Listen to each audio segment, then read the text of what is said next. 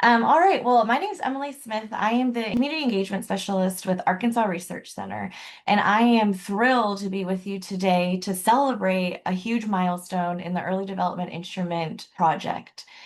We have officially ended phase one, so congratulations and shout out to all of you EDI champions who have committed to the questionnaire and just sort of the theory of EDI and everything that it entails, which of course we'll go over. We really see you all as these pioneers in our EDI work. And so this learning community is really dedicated to you all and the data that has just been released. And really this notion of digging into the data and kind of asking the question like, now what? Now that we have this data, we participated in the questionnaire, we've gotten our superintendents to sign off, which we all know is the first step. And thank you to the superintendents on here. Thank you to principals. Thank you to everyone for participating in the EDI. And we are just so excited to kind of show you our data and say, okay, well, what's next? How do we make meaning from the data? Before we start, I do want to kind of invite you all to use the chat or unmute yourself and kind of do this check-in with me. So we are going to talk about data, and Sarah has some great insights about data and how we kind of view the process. But I just wanted to kind of figure out where we're all at. Some people are really into data. Some people are like, I know it's important. I don't know how to use it. All of us are aware that data is sort of this really amazing tool that can drive effective change. It's just how are we going to use it? And so I just want to kind of get to know what you all are thinking. What's one word that kind of demonstrates, encapsulates, or illustrates your relationship to data? So we have some folks wide-eyed, curious. Yes, thank you, Heather. Thank you, Anne. Ellie, data is my friend. Yes, data is needed. We know that. Useful, definitely. Important. And if you want to elaborate, feel free to unmute and share out. We're going to be able to use the chat as we go along. We're also going to be using the, you're always welcome to unmute and share out. So we all have different relationships with data. We all use it in different spaces for different reasons, but there is a consensus here, even in sort of the chats, that data is useful, needed, important, right? And so this learning community is really going to be dedicated to digging into the data. Now that we have this amazing EDI baseline data for our regions, today's big question is, now what? How do we turn this information into action that helps children and families, which I think is a shared mission and value for all of us on this call. So thank you so much. I'm excited to share a little bit more about our goals for today. All right. So today we're going to have some great presenters and speakers at the beginning, kind of helping us ground ourselves in this closing the gap before it begins theme. You may have heard this Jesse, the data is the starting line. Thank you. You might have heard some of our presentations at the ADE conference or the local leads community meetings. But we also just want to make sure that if there's anyone that hasn't heard this yet, that we kind of ground ourselves in this foundation of closing the gap before it begins, which is really inspired by all of the work that you all do on a daily basis. And we see that in action, and we just think it's just a really good way to illustrate the work that is happening every day in a big way. So we're going to hear from Sarah Argue in that regard. Then we're going to have some of our data. We're going to dig into the actual data. Are you guys ready? That's the best part. That's the most exciting part. We're going to look at the dashboards. We're going to use the amazing tools that Ellie has used. We're going to explore some new tools and frameworks that we've been working on. We're going to test those out and ask you all to be our kind of co-creators and help us figure out how these tools can really help turn data into insight and insight into action. So our big goal of the day is, yes, we've talked about data, we've invested in the EDI, you all know the importance of whole child, whole community, and now we're going to help you all figure out how can we make meaning from that data. So are there any questions before I turn it over? Yes, can measure. Thank you, Elizabeth. So our presenters today are me. So I'm Emily. I'm the Community Engagement Specialist. We also have three other presenters that I am so delighted to introduce you to. You all probably already know Sarah Argue. She's our Managing Director for Arkansas Research Center. We're also joined today by Jesse Rice, the Communities Director for Excel by 8, and then Ellie Hill, who is the EDI Project Director. And so you are likely familiar with all of these folks. And this is an order of how we're going to hear from them. And so without further ado, I'm going to turn it over to Sarah for closing the gap before it begins. Thank you so much. And, for our local leads, you guys have really heard us talking a lot about this fall and kind of getting into that spirit. For our principals and superintendents that are joining us today, this is our frame we're thinking about this year. And one of the things that we really know about the achievement gap is that it starts on day one when kids walk into kindergarten. We know that when kids get there, we have discrepancies. And so what that really means is not so much that there's an achievement gap, because on day one, what have we achieved, right? It's really that there's an opportunity gap. And so we have the opportunity through the LEARNS Act and the work that's being done with the LEARNS local leads to really start addressing all of those pieces that come together to make it so that children have all of those opportunities that they need in order to be ready for kindergarten. So the LEARNS Act tells us exactly what we're supposed to be looking for. It envisions a seamless early childhood system in Arkansas that really supports children, families, providers, and it makes sure that those opportunities are available. So, on our next slide, um, we one of the things that as a part of that, we recognize is that 85 to 90% of a human's brain is developed before they turn 5, and yet 95% of the public investment happens after children turn 5. And so this is part of that illustration that the early childhood community has so much responsibility resting on its shoulders, and it does have limited resources. And so we have to really work together in order to make that happen. And the EDI is that tool that can help us see all of the different pieces kind of laid out together. And we can look at how, okay, we need to work over here, and my partner for that is going to be over here. And this is how we can pull these things together to help close that opportunity gap that exists before children walk into kindergarten on day one. So we we move on that, and we know that when children have gaps in opportunity, when they have the achievement gaps that we see in education, that those have consequences and they result in different opportunities even further down the line for children. And so what we are really trying to do is help pull those resources together, help make sure that children have the resources and experiences necessary in early childhood to walk into kindergarten ready day one. So the EDI is a population level tool, and it looks at all of the domains that we think of in early childhood. And folks that are working in early childhood, you guys know these off the top of your head.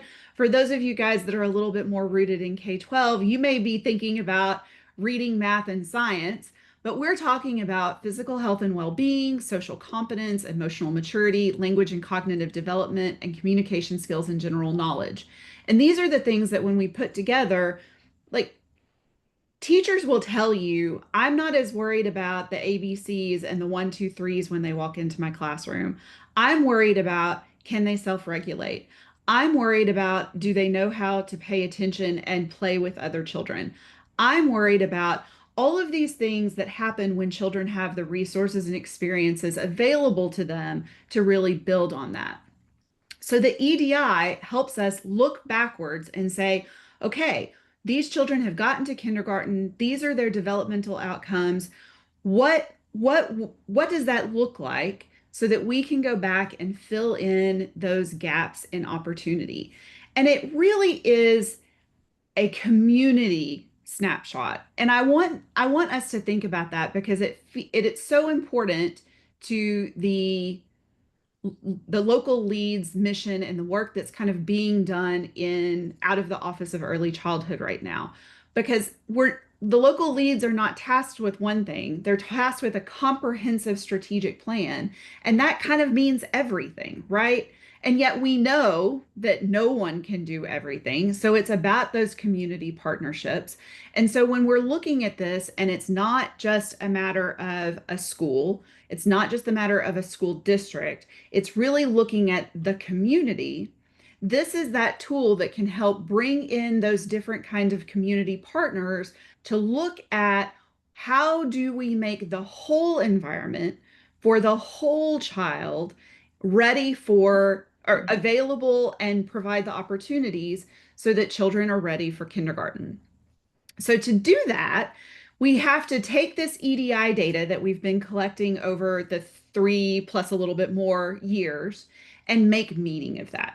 It does us no good to collect all of this data for Ellie to make these beautiful dashboards and then not be able to use it. And so we are trying in this learning community and broadly to help support that data literacy so that we can make meaning of it, so that it has an impact on what we're doing and how we're doing, so that we can think about it in an effective way. So our framework is review, reflect, engage. And that idea really is about you've got to look at that data and what do you observe? We're not attaching meaning to it yet. We're just looking at it. The reflect is where we start trying to put some context and wrap the story around it. And engage is what do you do with it? And so for the local leads on this call, you know that you are called to create this strategic plan. You know that you have to have these community partners. And so here's a way that you can do that in an informed and data-driven way that's not just kind of reaching for the lowest limbs or crossing your fingers that something is relevant. It really is about having that informed perspective to be able to drive the work that's being done. So, I think that means that I have covered the things that I am supposed to. So with this, our goal for today is to give our educators, policymakers, and community members data to improve conditions for children before they reach kindergarten. And this is a whole weave of folks in this room. We have local leads who've heard all of this from me many, many times. And we have principals and we have superintendents. And so we're starting to build that. How do we talk to each other? How do we build that common language so that we can get those resources and experiences in our communities to support early childhood, to support that brain growth and development that happens in early childhood, so that children can make the most of the education opportunities that they are provided? And so, with that, I think that I am going to hand it over to Jessie. Thanks, Sarah. So, how do we start with all of this, and what does this really look like in communities? That's what I will talk to you about today. So, I'll tell you a little bit about how our Excel by 8 team, communities team begins. This might be a little hard to see, but I'm happy to share a link on our website with the full resource grid. But we Sarah, you were talking about an opportunity gap. Well, we know that part of the reason that opportunity gaps exist is because when children are young, they have uneven access to resources. But we don't, in every community, that looks different. And so we start with this grid of resources. These are all of the resources that we believe support at the community level that support a child's growth and development from 0 to age 8. And so you'll see lots of different things, not just education, not just health, but resources that help parents support their children, have the knowledge and the income support and the job security to have everything that they need to parent and live this fulfilled life to the end that every child reaches their full potential. What's also, we think about this grid like an electrical grid. So all of these none of these resources work in a silo. All of these resources are connected to one another, and they're often dependent on one another to shine. And so you'll see the connections in between each box on the grid. We think about that in a really specific way. And some of what we're doing when we work with communities is we're trying to find out where those connections might be broken or frayed, and to think about that and ask ourselves, why are certain resources maybe a little dimmer than others, or where in the community are things shining really brightly, and we can use that to power other areas of the grid. So thinking about the resources in this way is really important, because we have an abundance of high quality resources in Arkansas, like you can see here. So the reason that we're struggling with outcomes still is that some of the is that uneven distribution of resources, that some families don't have as much access to those resources and others, or they're not using them in the right way. And so that's where we can use EDI data to help us find out exactly what that looks like in any particular community. So the EDI, sorry, back up one step still. The EDI gives us those two things: a sense of where community level resources are working and where they aren't. And it's mapped to where the child lives, not just the school district. So we don't have any other data source where you can look and see what child outcomes look like based on where a child is growing up. And because other data sources like Atlas data, when you map that, you're really mapping it to the school district, not where the child lives. So this is a really interesting and unique data set that we have here in Arkansas. Okay, so now I can share some examples of how communities have taken this data and turned it into real improvements for children. So I'll start with sort of a small scale example, something that you could do tomorrow, and then we'll sort of build to some longer term planning examples. So the first example is in Independence County several years ago, when we rolled this out the first time, all 4 school districts were applying, well, many school districts around the state of Arkansas were applying for what we call the Comprehensive State Literacy Development Grant. Many of you will remember what that is. Later, it was called the SOAR grant, and the source of this was federal funding. And so all 4 school districts in Independence County got together, analyzed EDI data. They used EDI data in their proposal for the CLSD grant. And not only that, there was a community level aspect to this grant. And so all 4 school districts collaborated on that community level piece in order to strengthen each individual application. We don't know exactly why it worked, but it did work. All 4 school districts in Independence County were funded at the highest level possible for the size of their district. And they went on to do things with that money, like get books to doctors' offices, which you'll see in our grid of resources would be connected to access to books. They had a bookmobile and community lending libraries. And then they were able to purchase resources to jumpstart ADE's RISE initiatives. So that's a fairly easy lift once you understand your EDI data and what it's saying. So as the next example, we were looking at EDI data. Sorry, was there a question? Okay, we were looking at EDI data in Sevier County, And this is a really good example of how you can start to use the data and dive into root causes. So in the physical health and well-being domain, gross and fine motor skills showed 62% readiness, whereas the other subdomains in the physical health domain were scoring in the 90th percentile. So that at first, it was like really noticeable where there was a need or where there was high vulnerability. Before we were even looking at the EDI data, we had asked families what struck them about their community or what they felt like they needed most. And they were telling us unprompted that they didn't have spaces in the community for their kids to play for free. And so the only kids that were getting physical activity were those that were involved in sports, and there weren't very many sports opportunities for kids under age 5. And so you start to hear the story about why some of these kids are entering kindergarten not quite ready in gross and fine motor skills.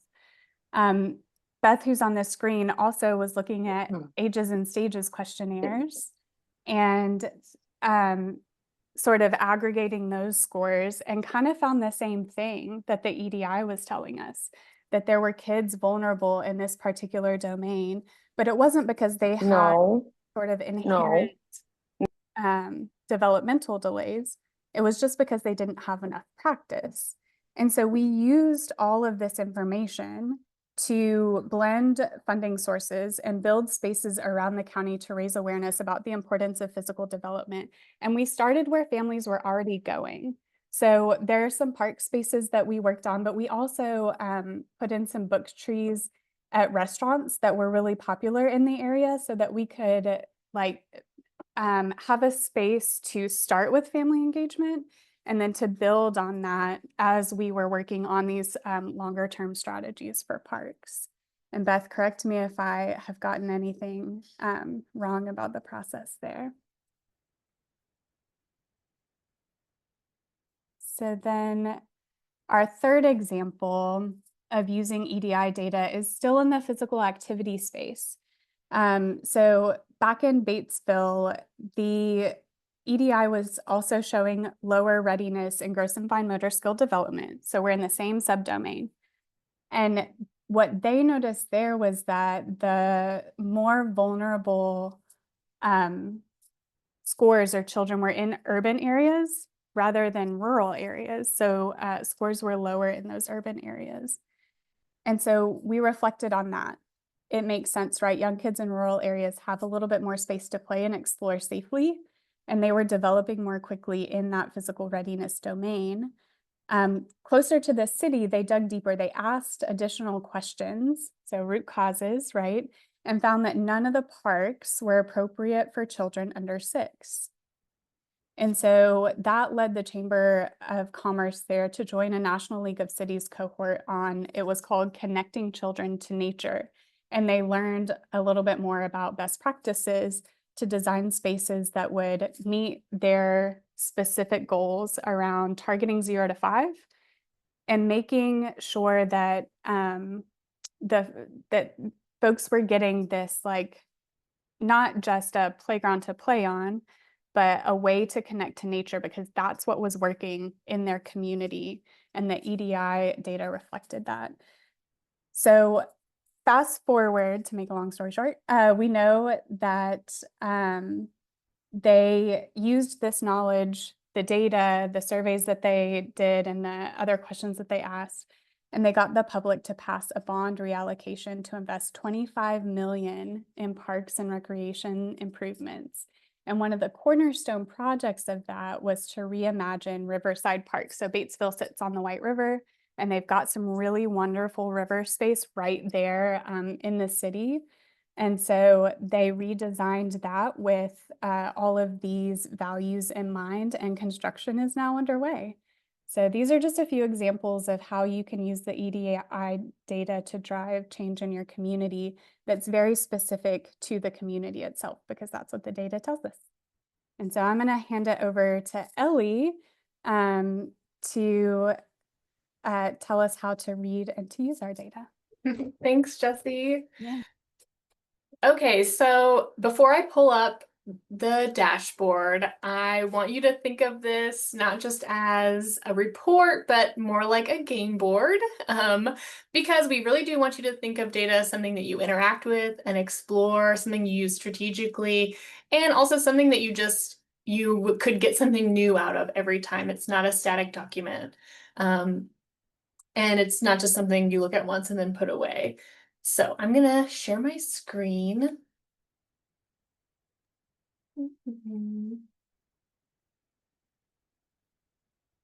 This one. There we go. Okay, can everybody see this?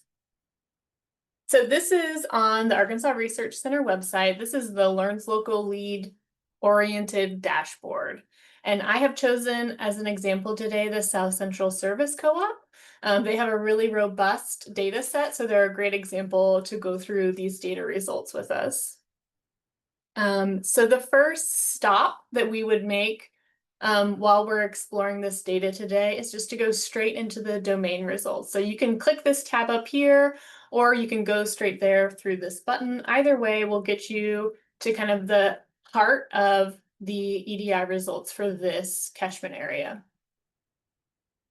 Okay, so what we're looking at here, when you go to the domain results tab, automatically it's going to give you this really big picture view of the percentage of kids that are on track on all domains. So this is the most zoomed out, least granular version of the data that you'll see. And what this is showing is it's the percentage of kids that are on track in all domains. So that means it's kind of like they're getting A's across the board. So physical health, social competence, emotional, language, and communication skills and general knowledge. This is the percentage of kids that are really doing great in all 5. So it's a pretty high bar. It's pretty restrictive. And how I would read this map is, let's say we're looking at this census tract, 58%. That just means 58% of the kids in this census tract are doing great in all 5 domains. That's what that means. So the darker orange, like here, this 85%, that's a higher percentage of kids that are doing well across all domains. And then these lighter gray, those are just a lower percentage of kids that are doing well across all 5 domains. So yeah, we want to see those dark orange census tracts. That's kind of what we're hoping to see.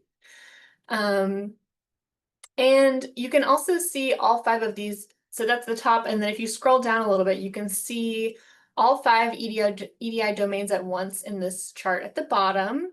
And this gives you a little bit more information about how the kids in your community are doing as far as on track, at risk, and vulnerable. So the map is just showing you who's on track, but this gives you a little bit of a different slice of this information. And as you can see, so this is the county as a whole, about 50% in this catchment area are doing on track in all 5 domains. But it varies a little bit as far as vulnerability and at risk. And if you forget, what does this mean? On track, vulnerable, or at risk? There's a little bit of a cheat sheet down here. And you can also pop over to the data notes tab if you want to dive a little bit deeper in how this is all represented here. But just a reminder that these data results on track is norm referenced. So that just means we're comparing by percentile to a national sample. So that's how we make that's how it's determined whether or not that census tract is on track or not. Okay, so this is the biggest picture view. Now watch what happens when I click this select domain, and I'm going to choose physical health and well-being, and the map updates here. So we can choose any of the domains from this drop-down menu, and it will populate this map with the information for that domain. If you're exploring your data, you'll probably see this happening in your community too, and that's just because the all domains, the on track in all domains is just a much higher bar to reach. So it's kind of like saying, what percentage of your kids are getting A's in their English class versus what percentage of your kids are getting A's in every single class. It's just a much harder threshold to reach. So that's why we'll see typically when we zoom into the domains, we'll see higher percentages for those areas. And so, yeah, I read this domain map in the exact same way that I read the all domains. You look at a census tract, maybe this one, it says 75%. We have a range here from about high 50s to all the way up to 100%. And that's just saying that's the range within this catchment area of the kids who are on track in physical health and well-being. So again, same deal here. We'd like to see those darker orange census tracts. That's a higher percentage of kids who are doing well. And overall, this catchment area has a really robust data set. They have 100% participation from at least one county. And I think that's Union County, but really good participation from several other counties too. And they're able to toggle back and because they've participated multiple years, they're able to toggle back and forth between these study phases to compare over time. So that's a great asset and just a reason to value the baseline data that you're developing now because you will be able to look back on it in the future. Okay, the next stop on our game board is the subdomain results tab. So we're zooming in from all on track on all domains to looking at a single domain. And now we're going to look at subdomains within that. So we're going to pop over to this tab. And the subdomains let you zoom into a particular area of interest. And all of the domains are made up of subdomain components. So it's all pieces of the puzzle that kind of stack up together. It's a more detailed view and they're scored a little bit differently. So you might notice that this scale looks a little bit different from the domain results tab. And that's just to help visually cue you that you're looking at something different. It's scored slightly differently. Instead of a norm referenced on track or vulnerable like it was in the domains. So that's when you're comparing to a national sample. This is criteria reference. So basically, are the kiddos hitting those milestones or not? It has nothing to do with in relation to the national sample. It's just, are you hitting milestones or not? And because of that, we are scoring the census tracts as percent ready. And if you want to see what readiness means for that subdomain, you can scroll over these bars and they give you little reminders of the definitions for that subdomain. So if we want to look at, let's see, social competence, the subdomain is readiness to explore new things. We can see that a ready child is someone who's curious about the surrounding world, eager to explore new books, toys, games, etc. So that's just a handy way to kind of remind yourself what you're looking at here.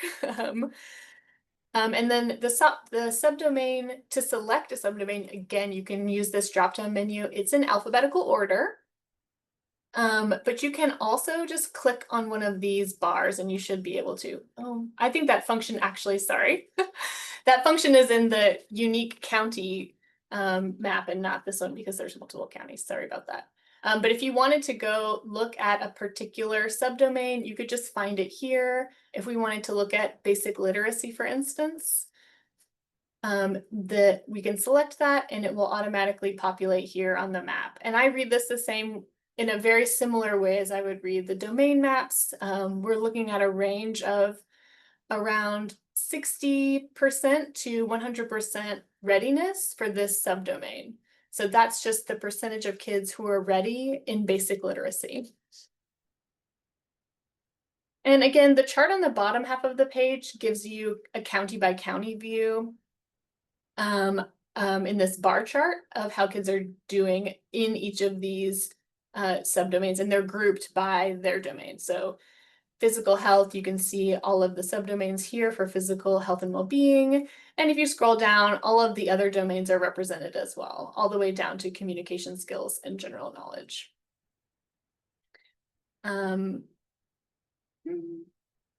Okay, so the next stop is the Neighborhood Equity Index. So we can tab over to get to NNEI results, or again, you can navigate to the NNEI results by clicking on this drop down. So if you're not familiar with the National Neighborhood Equity Index, it's just a new way of looking at our communities and our data. It's what the equity index is. It's really just a compilation of data points that we know are highly correlated to EDI results.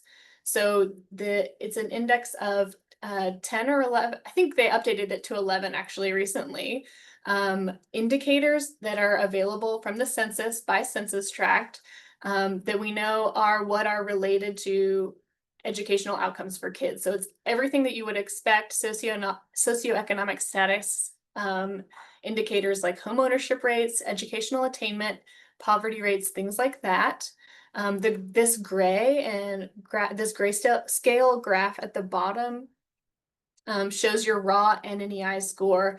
And we like to kind of also think about this bottom graph. It's sort of like the ACEs score for your community.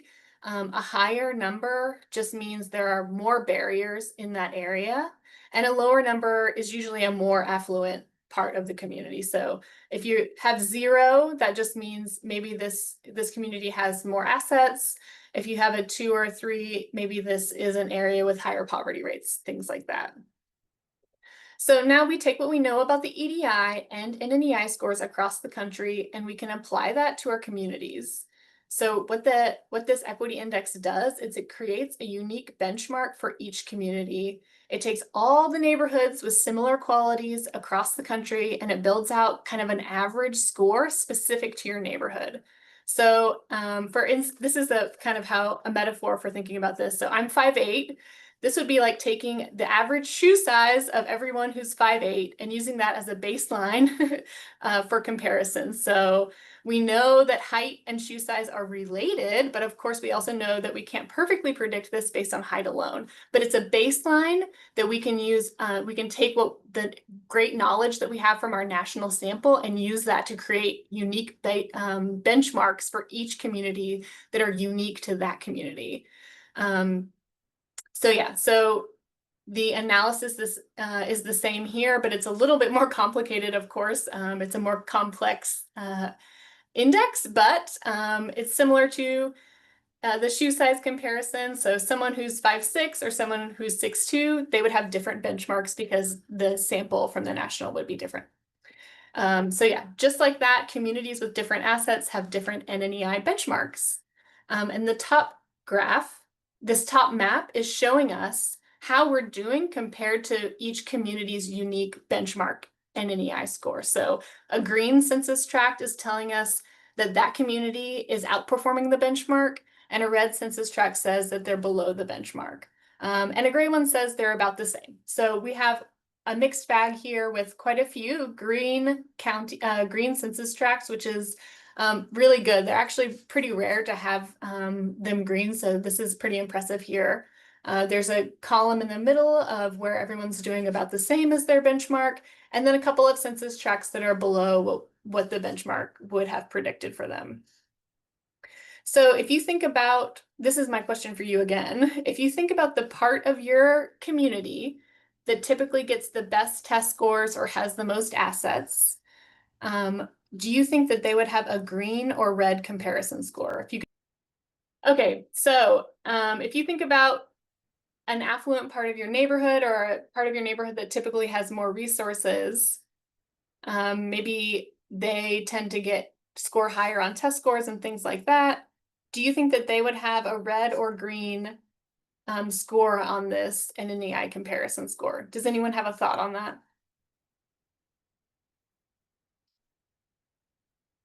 It's not a trick question. Green, okay, Anne, green. Do you have everyone saying green? Okay. It's usually correlated with a positive result. Okay.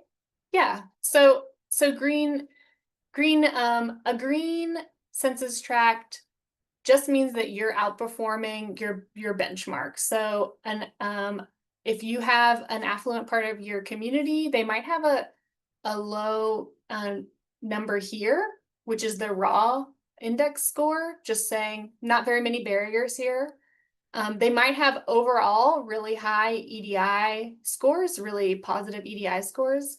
But actually we won't know until we do the comparison if they're going to be green or red. It's actually that's the kind of twist that the comparison score gives us. A lot of times we actually do see the affluent census tracts end up with gray or red comparison scores because they're actually not achieving quite as high as the benchmark would have guessed for them. And the inverse, I just want to make sure everyone's kind of thinking about, because it can be tricky.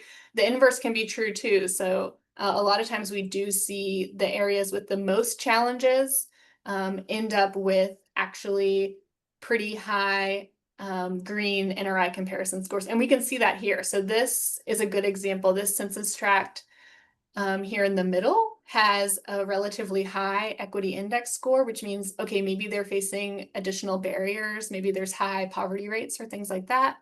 But they actually have a pretty dark green comparison score. So they're really overachieving their benchmark.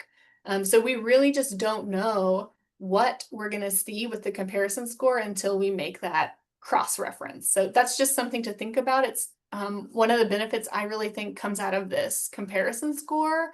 Even though it's kind of a different way of thinking about things, it can feel a little bit complicated.